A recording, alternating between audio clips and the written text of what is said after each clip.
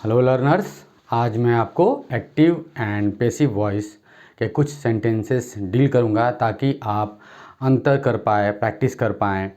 आगे चल कर के हम लोग लगातार इंग्लिश पे डायरेक्ट इंग्लिश की स्टोरीज़ को मैं आपको सुनाया करूंगा ताकि आप अच्छे तरीके से इंग्लिश को अंडरस्टैंड कर पाएँ। जैसे किसी भी मान लिया जाए कि ब्रिटेन में कोई बच्चा पैदा लेता है, जन्म लेता है और वहाँ पर वह लगातार उसी लैंग्वेज को सुनता है, एक ही लैंग्वेज सुनता है और सुनते सुनते सीख जाता है। जैसे इंडिया में हिंदी और अलग अलग देशों में अलग अलग लैंग्वेज बच्चा सुनते सुनते 1-2 साल में सीख जाता है। जब उतना छोटा बच्चा सीख जाता है, बोलने लगता है, तो फिर आपको भी उसी प्रोसेस से गुजरना है। अब चूँकि आप हिंदी जानते हैं, एक लैंग्वेज बहुत ही स्ट्रांगली जानते हैं आप, तो नेचुरल सी बात है कि आपको आगे रिक्वायर्ड है कि कुछ रूल्स जानने होंगे। तो मैंने टेंस पैसिव बताया, इसके बाद ही बहुत सारे रूल्स हैं, बट बिना उनको जाने भी आप धीरे धीरे स्टोरी टेलिंग के थ्रू इंग्लिश को लर्न करते चले जाएंगे। जो बचा हुआ पार्ट है टेंस और पैसिव वॉइस मैंने पढ़ाया, तो एक्टिव और पैसिव आपको जानना होगा कि जब आप नॉर्मली टेंस में एक्टिव सेंटेंस तो नॉर्मली तो वही बनाते हैं आप, बट मैंने पैसिव बताया, उसका एग्जांपल भी दिया था। अब मैं दोनों को एक ही लाइन को किस तरह से दोनों में चलेगा, वो कब सब्जेक्ट, कैसे वो सब्जेक्ट वर्ब ऑब्जेक्ट होगा एक्टिव में, पैसिव में ऑब्जेक्ट वर्ब और सब्जेक्ट होगा। इसमें V3 ऑलवेज होता है पैसिव में, वर्ब का तीसरा रूप। तो चलिए आइए मैं आपको एग्जांपल देता हूँ। हर तरह के एग्जांपल इसमें होंगे, रीड करता जाऊँगा, आपको समझाता जाऊँगा ताकि आप इस पे पकड़ बनाइए। इसके बाद मैं स्टोरी टेलिंग पे आऊँगा अगले वीडियो से। सबसे पहले people always admire this picture, यह हो गया active. Passive voice, this picture is always admired. नियम मैंने बताया हुआ है, सब्जेक्ट वर्ब ऑब्जेक्ट, यह प्रेजेंट इंडेफिनिट का है। People always admire this picture, admire verb है यहाँ पे, तो और दिस पिक्चर ऑब्जेक्ट है, पीपल सब्जेक्ट है, यहाँ पर उलट जाएगा पैसिव में कि दिस पिक्चर, यह ऑब्जेक्ट है, यह पहले आएगा। और आप जानते हैं प्रेजेंट इंडेफिनिट, तो नेक्स्ट टेंस का हेल्पिंग वर्ब इज लगाना होगा आपको, तो this picture is always admired. V3 always लगाना है, सोचना ही नहीं है। अब आप बाय द पीपल एट्सेट्रा लगे या ना लगे, मैंने बताया कि वो लगता है तो भी ठीक, नहीं लगता है तो भी ठीक। तो हम लोग नॉर्मली जब आप लैंग्वेज यूज करेंगे, बात करना चाहेंगे, तो आप हमेशा वैसे नहीं बोल सकते कि क्या बाई लगाना हर बार। अब नॉर्मली लोग बाई लगाते नहीं है, तो आप क्यों लगाएंगे? यह अंडरस्टूड है, यह हिडन है, छिपा हुआ है। फिर से सुनिए, people always admire this picture, active tense है ये। Passive, this picture is always admired. He hurt his leg in an accident, active. He hurt his leg in an accident. Passive, his leg was hurt in an accident. अब तो मैंने दोनों बता दिया, फिर से समझाऊं कि he hurt his leg, he हो गया सब्जेक्ट, hurt verb है, his leg ये सब आप ऑब्जेक्ट में डालिए, जितना ही बचता in an accident सब ऑब्जेक्ट में डालिए। अब जब आएगा पैसिव, तो जो मुख्यतः इसमें सबसे बड़ा जो ऑब्जेक्ट है वो देखना होता है एक बार हमें। ही हर्ट हिज लेग, तो लेग सबसे बड़ा ऑब्जेक्ट है, इसलिए हिज लेग वो ऑब्जेक्ट बन चुका है, वो हर्ट हुआ है, वो ऑब्जेक्ट बन चुका है। His leg was hurt in an accident. अब उसने खुद हर्ट किया है, ही हर्ट, तो यहाँ पर बाई लगा नहीं लगा, आप लगातार देखते जाइएगा इसी तरीके से कि यूज नहीं होता है नॉर्मली। सीधा ही hurt his leg in an accident, active tense है, his leg was hurt in an accident. ऐसा ही आपको बात करना है जब भी पैसिव में जाना होगा।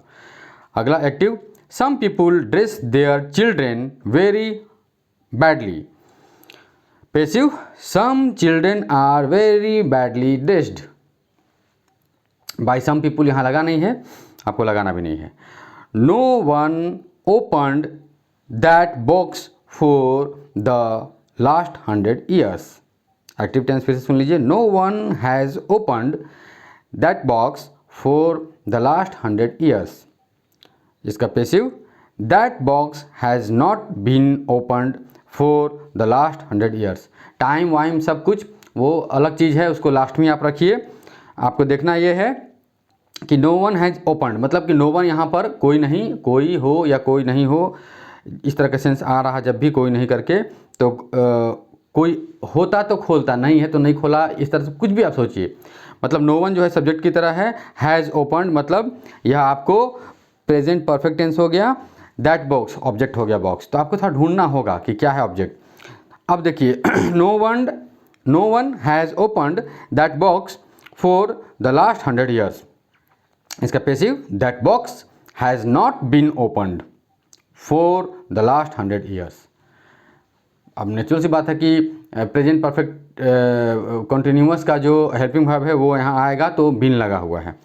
आगे देखते हैं, people formerly used, formal informal आप समझते हैं, तो वो अलग चीज़ है। यहाँ फॉर्मर मतलब पहले, तो people formerly used the tower of London as a prison.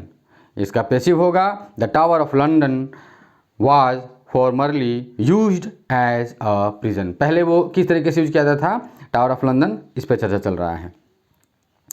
तो फॉर्मरली मतलब पहले। Someone has broken 2 of my dinner plates. 2, 1, 2, 2, TWO2. Someone has broken 2 of my dinner plates. Passive, 2 of my dinner plates have been broken. आप देख रहे हैं कि has broken लगा हुआ था एक्टिव में, तो वो प्रेजेंट परफेक्ट हो गया, तो यहाँ बिन लगना था पैसिव में। They fought a big battle here 200 years ago. मैंने बताया कि टाइम जो है वो लास्ट में ही आपको हमेशा रखना पड़ता है अक्सर, या फिर कभी कभी टाइम आपको ऑब्जेक्ट बन जाता है। तो they fought a big battle here 200 years ago। अब देखिए यहाँ पे 200 years ago a big battle was fought here. तो आपको गौर करना होगा कि अ big battle was fought, they fought a big battle. तो 200 years ago आप पहले भी लगा दिए, बाद में भी लगा देंगे चलेगा, जैसे कि अ big battle was fought here 200 years ago। फिर से दोबारा इसमें भी पैसिव को मैंने तोड़ा, सुनिए active, they fought a big battle here 200 years ago। इसको हम लोग ऐसा ही बोल सकते हैं कि अ big battle was fought here 200 years ago। इसको जो लिखा हुआ है वैसे भी आप कह सकते हैं कि 200 years ago a big battle was fought here. मतलब कुछ टर्म्स को आगे पीछे आप इंग्लिश में रख सकते हैं, कैसे रख सकते हैं ये करते करते आपको समझ में आएगा। Somebody has invited you to lunch tomorrow. You have been invited to lunch tomorrow.